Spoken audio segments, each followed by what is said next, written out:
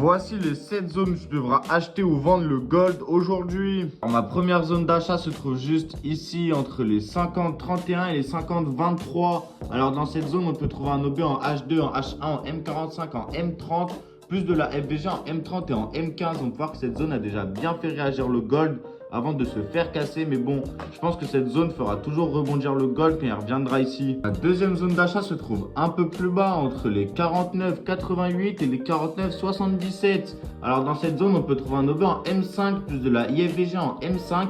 Mais cette zone, c'est surtout un gros support qui a bien fait réagir le gold une fois ici, une deuxième fois ici. La troisième zone d'achat se trouve juste ici entre les 48,29 et les 48,13. Alors dans cette zone, on peut trouver un OB en H2, en H1, en M45, en M30 et en M15.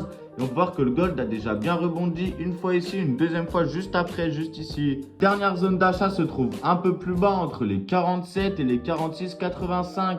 Alors dans cette zone, on peut trouver un OB en M15 et en M10. Et on peut voir que le gold a quand même très bien réagi juste ici. La première zone de vente se trouve juste ici entre les 50,77 et les 50,83. Alors dans cette zone, on peut trouver un OB en H4, en H3, en M45, en M30 et en M15. Et on peut voir que cette zone, c'est une grosse résistance. Le gold n'a pas réussi à la casser une fois, deux fois, trois fois. La deuxième zone de vente se trouve un peu plus haut entre les 51,13 et les 51,34. Alors dans cette zone, on peut trouver un OB en H2 et en H1 et on peut voir que c'est quand même une grosse résistance pour le gold. Pour finir le plan XAUSD du jour, ma dernière zone de vente se trouve juste ici entre les 52,02 et les 52,21. Alors dans cette zone, on peut trouver un OB en H1, en M45 et en M30.